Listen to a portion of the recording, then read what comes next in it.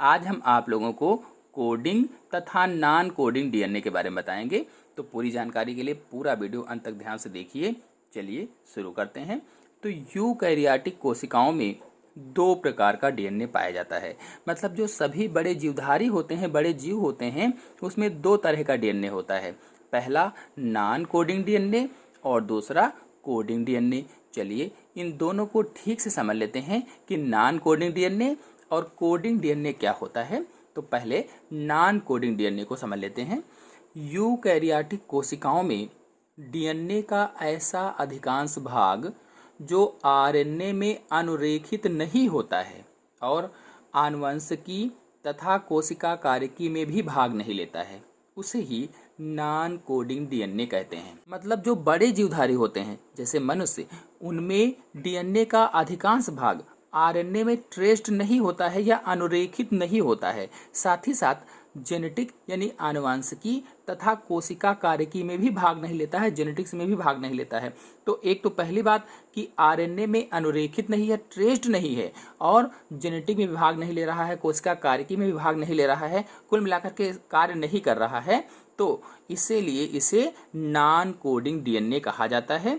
इसे अक्रियशील डीएनए भी कहते हैं। नॉन कोडिंग अक्रियशील यानी सक्रिय नहीं है, निष्क्रिय है, इसीलिए इसे निष्क्रियशील डीएनए भी कहते हैं। तो अक्रियशील डीएनए, निष्क्रियशील डीएनए, नॉन कोडिंग डीएनए, ये कई सारे नाम हो गए। अंग्रेजी में बताएं तो नॉन फंक्शनल डीएनए से कहा जाता है, नॉन फंक्शनल डीएनए।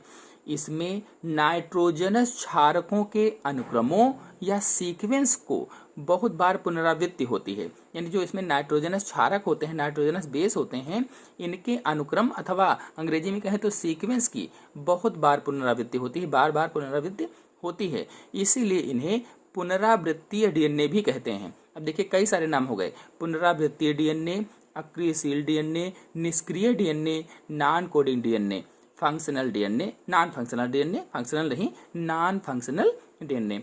तो कुछ पुनरावृत्तीय खंड एक ही जाति के जीवों में एक निश्चित स्थान पर नहीं पाए जाते हैं। यानी कुछ ऐसे पुनरावृत्तीय खंड होते हैं, यानी जो बार बार आने वाले खंड होते हैं, वो कुछ निश्चित जाति के जीवों में या एक ही जाति के जीवों में एक निश्चित स्थान पर नहीं पाए जाते हैं।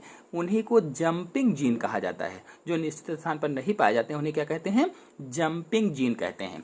तो ये हो गया अक्रियशील या नॉन कोडिंग डीएनए। चलिए अब आते हैं सक्रिय या कोडिंग डीएनए पर। कोडिंग डीएनए वास्तव में सिस्ट्रांस प्रदर्शित करते हैं। जो कोडिंग डीएनए होते हैं ये वास्तव में सिस्ट्रांस को प्रदर्शित करते हैं। अब सिस्ट्रांस क्या है?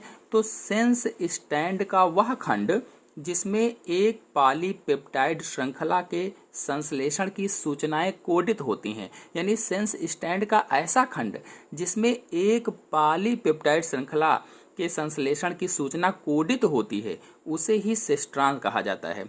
अब आपके मन में प्रश्न होगा कि सेंस स्टैंड फिर क्या है? तो डीएनए अणु की दो श्रृंखलाओं में से, दो श्रृंखलाएं कौन कौन सी? मैंने पिछले वीडियो में जब वाटसन और क्रिक की संरचना को समझा रहे थे, उनके मॉडल को बता रहे थे, तो उसमें बताया था कि डीएनए अणु दो पॉलीन्यूक्लियोटाइड श्रृंखलाओं का बना होता है। उन्हीं दोनों श्रृंखलाओं में से एक श्रृंखला से, उसमें से किसी एक श्रृंखला से mRNA अणु का ट्रांसक्रिप्शन होता है अथवा अनुलेखन होता है। यानी उन दोनों में से एक कोई ऐसी श्रृंखला है जिससे mRNA या मैसेंजर आरएनए अणु का ट्रांसक्रिप्शन होता है अथवा अनुलेखन होता है। इसी श्रृंखला या चेन को सेंस स्टैंड कहा जाता है। तो अब आपको पता चल गया होगा कि सेंस स्टैंड क्या है, सिस्ट्रांस क्या है।